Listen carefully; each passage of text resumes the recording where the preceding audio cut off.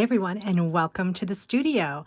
I have all of my Christmas stuff laid out everywhere because I'm in the process of making Christmas journals right now to add to the shop. And the journals should be done, I believe, probably by mid-November.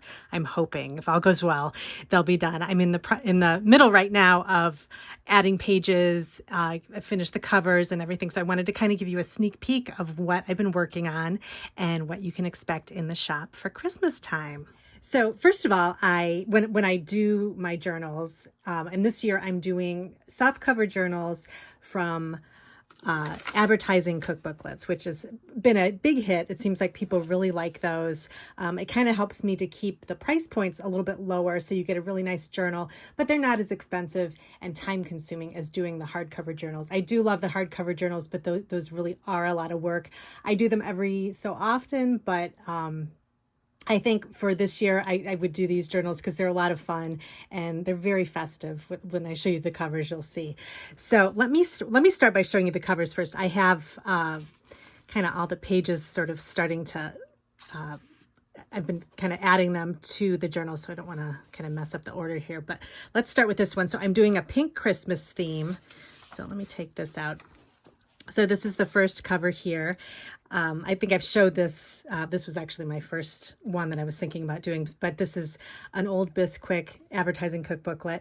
And I just love the cover, and I loved all the little treats and everything on top of the little cake plate. So I thought that'd make a great pink Christmas because it's got the mint green. And I just figured it's not really a Christmas cookbook, but you know, you add things that are Christmassy, it becomes a Christmas cookbooklet. So I went ahead and I did just some trim on the edges here. And then inside, I did a really pretty paper from, I believe this is Cartabella, an old Cartabella Christmas paper. I'm proud of myself this year. I actually didn't end up buying, although I did go to Michael's and buy their retro Christmas paper pad, but that was so cute I couldn't pass that up. But other than that, I didn't buy any new Christmas collection packs or anything this year. So I'm using up what I have, and I was able to find some really cute papers. So this is what I've lined the inside here for this cover. So that's the pink Christmas. And then this one, I'm going to just leave these pages intact. This is just a traditional green and red Christmas, and it's got a really cute holiday photo on the front with I love the eggnog. I don't know, that just makes it extra festive, I think. Oh, and of course the fruitcake, which is I don't know. I don't think fruitcake is as bad as people talk about, because I think you can get some pretty good ones. So and I just love the way it looks. It's so colorful, and I love the green, the bright green cherries that I don't know exist in nature, but they just look so festive. I think they're a lot of fun. So so this cover is really cute, and I didn't want to cover up too much, so I just did a really small little trim here with some gingham ribbon, and then I kind of decorated the back a little bit more, just with the red and green gingham. And I think that will look good for the cover. And then inside, I think this is more Cartabella paper. I just thought the Santa was really cute. And so I did that. And then I've got this one, I've started the pages in here. So there's just a little sneak peek of what I'm going to be including in here. I've got some really cute things to include. One of my favorites, I'll show you this. I don't think I had this last year. This is a Christmas card and address record sheet, which is great for journaling. And it has, you know, lines you can write on, but it's just so cute how it's, you know, a little record you can keep track of, you know, your Christmas cards and things like that. So, and that's from, I think it's from, it's old. It's from the 60s or the 50s or something like that. It came from a book that I had. So that's a lot of fun. And then the last one, let me get that over here. This is another traditional red and green, and I had some fun with this one. This is got the holiday time in your kitchen from Mary Lee Taylor, and it's got these really cute trays of cookies and little candies and things like that. And then I just did, again, I kind of tried to keep the front clear because I think the picture kind of says it all, so I didn't want to cover too much up with that. And I just added trim here, and then inside I did some pretty red paper with some holly trimmed ribbon. And then I chose kind of some more cute sort of inserts for the signatures. I really like this paper. This is looks like it was October Afternoon, but it's actually a Cartabella collection pack that I had some of this paper left over. So I thought that was kind of cute to use for signatures. And this has some blue in it too. So I'm going to have to, I'll pull in some papers that kind of go with that too. So something a little bit different. So each of the journals are just a little bit different. So you can kind of pick which one you think you would enjoy. So I'm working on those. They've been coming together really nicely. And I wanted to talk a little bit about my process in case you like to make your own journals and maybe want to get some tips on kind of how you start everything out. So first of all, what I like to do is I like to get my covers together. I get those done because I think those are the most time consuming. So depending on what kind of cover you use and how you like to decorate, whether you cover it with fabric or something like that, it's good to get that done because I feel like that's the most time consuming part. So the hardest to do. And I have to confess, I had a fourth cover that I ended up messing up because I taped it wrong and I tried to pull the tape off and the whole thing got wrecked and I had to just put it out of my mind. So I was able to save some of the picture, but other than that, it's not usable as a cover, but that's fine. I have enough. And I actually uncovered another Christmas cover or a Christmas advertising booklet that I might use if I have time to make another one, but I'm not sure. But anyway, 3 is good. And so I got the covers all decorated and everything like that. And to make things a lot easier, actually before I did the covers, I kind of went through my papers and I've got my cart set up with all of my Christmas themed papers. And I've showed this before. I keep my paper up on the shelves over there. You can kind of see the little magazine holders that I keep all the papers in order. And I have 2 that have, actually 3. I have that one that's still up there, but 2 that have Christmas loose 12 by 12 paper. So I use that. I just have it right next to me near my table, and I kind of keep it handy and try to match up the papers to my covers.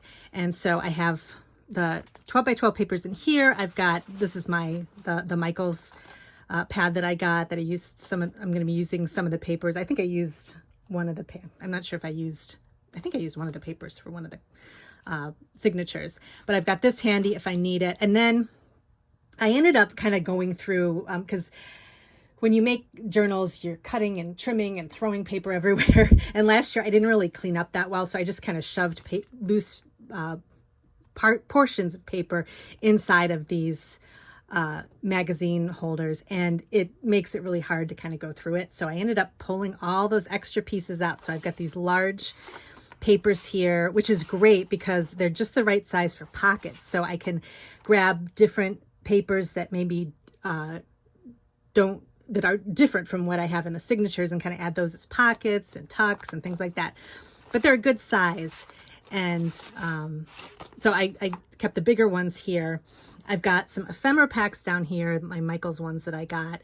I just have those thrown in there for right now because decorating is the last thing that I do in my journal. So right now I'm doing the pages, then I do the pockets. So I'll be working with these papers. And then at the very end, I do all the kind of little decorations and ephemera editions and things like that. So I've got that paper here. I also ended up, as I was going through, I made more piles of paper. So I sorted my paper by size. So I've got the bigger size there in the cart. And then I have the kind of tinier pieces down here. These pieces, I save everything because you can always find a use for it. These are great for, I think I'm going to make some cluster embellishments. So I'm going to start with these as kind of a base for the cluster embellishments for Christmas.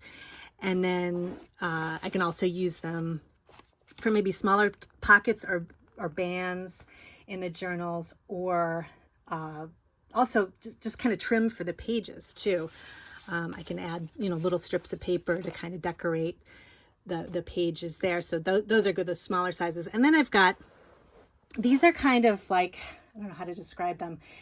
They're kind of like cutouts. So a lot of times you get the collection packs that'll have a page of cut-aparts that you can use for journaling cards or little smaller things like that. So these are all kind of the cut-apart type things. I've got the numbers here for the Christmas, December, and then I found some of these things that I think would be good to add to my journals. I can kind of tuck that in.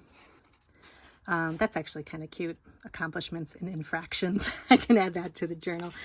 So lined paper, little journal cards like that. So anything that I feel like, you know, I might need a little something, I can go into this pile and kind of look through there and get what I need. And then over here is kind of hidden from everything, but there is a method to the madness.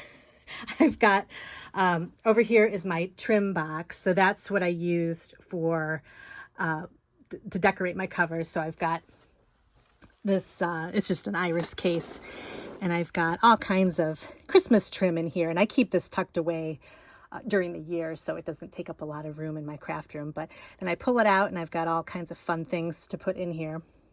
These are all of my, and all of this stuff I keep tucked away kind of behind my curtains here during the year. So this is all Christmas magazines, booklets, songbooks, what else? Doilies, Christmas cards, vintage Christmas cards. This is all vintage stuff. And then I'll show that in a minute. That's just a drawer full of little extras and things like that. But one thing that I did this year that I found really helpful, and I've talked about this in previous videos, is when I get a new catalog or magazine, like a vintage catalog or magazine, I'll go through and pull out anything that's holiday related and set that off to the side. So then it's really easy to create a journal just by pulling papers from that. And I did that with these catalog pages here. So this was from a Lee Ward's Christmas.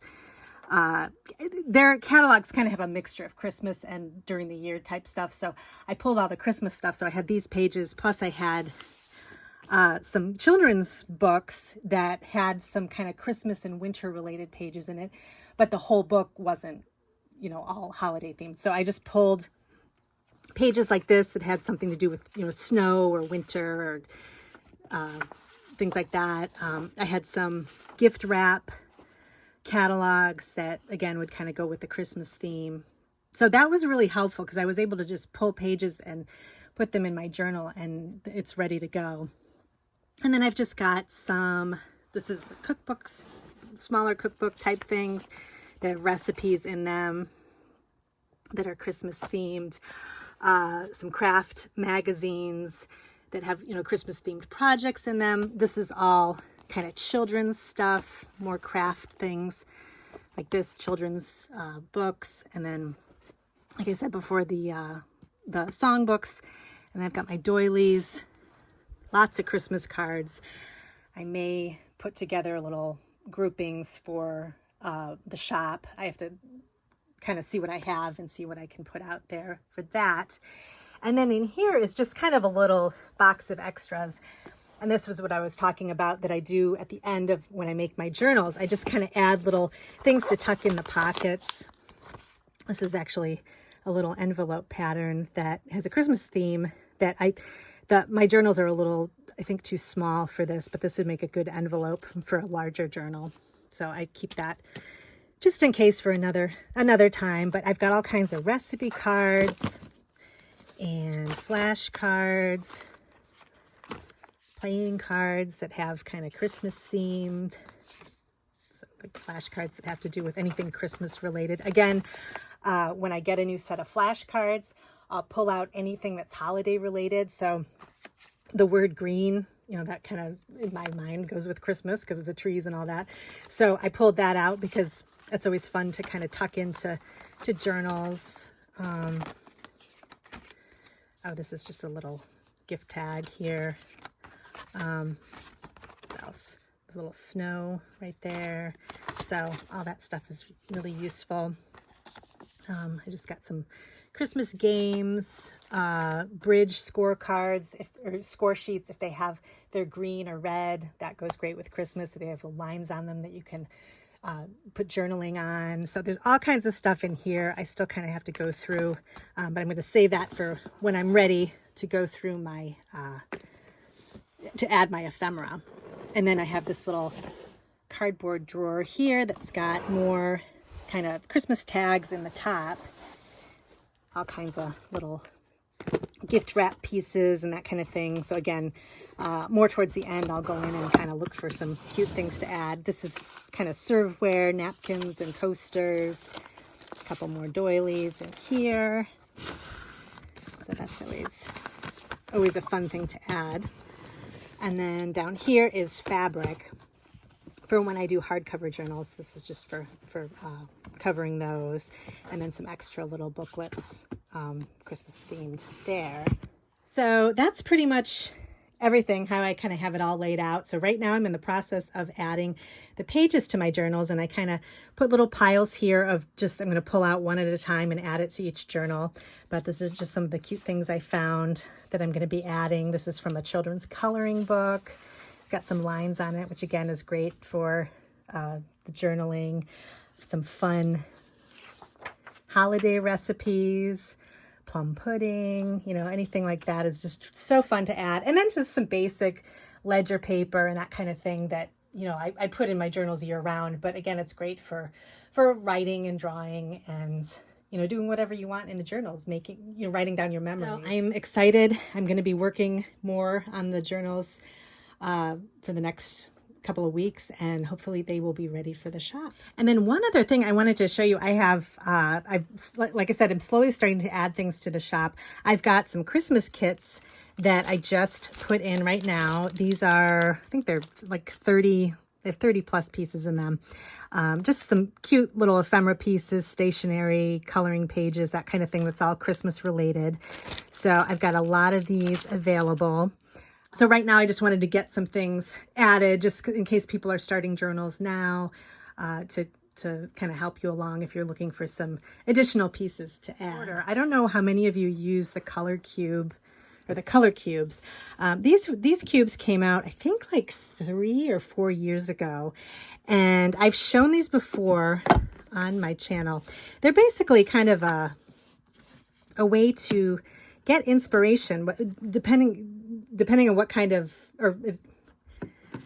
they're basically a way to get some inspiration for your projects. So whether you junk journal, make cards, paint, I mean, it's basically for anything, but they're these really great pictures that have just inspirational photos on them of all different kinds of things like flowers and outdoor scenes. And then they have the coordinating colors at the bottom for what you're looking at. So this, you know, this fruit bowl here, it's got the colors that kind of go with it, and then on the back it's got what the colors are called, and I think it's the hex codes. So when you choose a color on the computer, this is the number that you would choose. But so I had bought these. They're 2 cubes that have a lot of great inspiration in them, and I've always collected magazine pages. Like if I'm reading a magazine, I'll pull the page out if I like the colors that are on the page or the photograph. But this makes it so easy because you have a whole box full of those types of things. And I love to be able to touch something and work with it. But the great thing is that Sarah at the Color Cube, she updated the color cubes, added a ton of more inspiration photos, plus she kind of updated the cubes to kind of make them easier to work with. And one of the things I'm really excited about was she put dividers in there in all the color cube boxes so that you're able to kind of find what you need easier. Because right now they're kind of all in just this big jumble here. And the little dividers make it really easy, and they kind of divide up to, you know, with what type of photos you're looking at, whether it's outdoor or food or drinks or that kind of thing. So I'm really excited to see. I ordered it about a week ago, but I think it's coming from Australia, so it's going to take a little bit. But I'm going to be doing a updated video, and I'll show you the differences between the new color cube and the old color cube. But it's actually available right now, and I'll put a link if you want to go take a look. She's got some great information on her website, explains everything about the color cubes, what's different between the old and the new, and you know what you can expect. And she's got some new stuff coming as far as using it online. So definitely worth taking a look at, especially if you like to kind of flip through magazines like I do. I've got my flea market magazines that I'm using to inspire me for my journals that I'm making right now. This my pink Christmas. I was looking at some color combinations in this magazine, but it's also great to use something like this because you've got, actually right here I see one like for Valentine's Day, like you can use those that inspiration photo right there with the coordinating colors, and you can pull your markers or your paints or papers that you have and kind of help it match, and it's fun to work with. So like I said, when it arrives, I'll make a video for that. But this makes a great gift. So if you're looking for some kind of gift ideas, either for friends or family, or even yourself, if you want to get something for the holidays, this makes a great gift. And so definitely something to think about. Also, speaking of gifts, I have my gift guide live on my Amazon store right now, and I'm adding to it all the time. Every time I find something new that might be fun to get for somebody, like a friend, or like I say, yourself too, you can take a look at that. And then I think I'm going to put together a bigger gift guide on my blog that has some other shops kind of pulled in, some ideas for gifts from different places in the crafting world that you can find some really cute things. So I will get that put together too, but I've got the Amazon one ready. You can take a look at that as well. So I'm really excited to put these journals together. I get so happy when I start to put the pages in because I can see it coming together, and they're just going to be really cute. So stay tuned. I will have you'll get be sure to follow my Etsy shop because you will get notifications when the journals go live, so you can go in and pick one up if you're interested. And so again, thinking about sort of mid-November, I should hopefully have these all in and ready. So thanks for watching today, and I hope you have a great weekend, and I'll see you next time.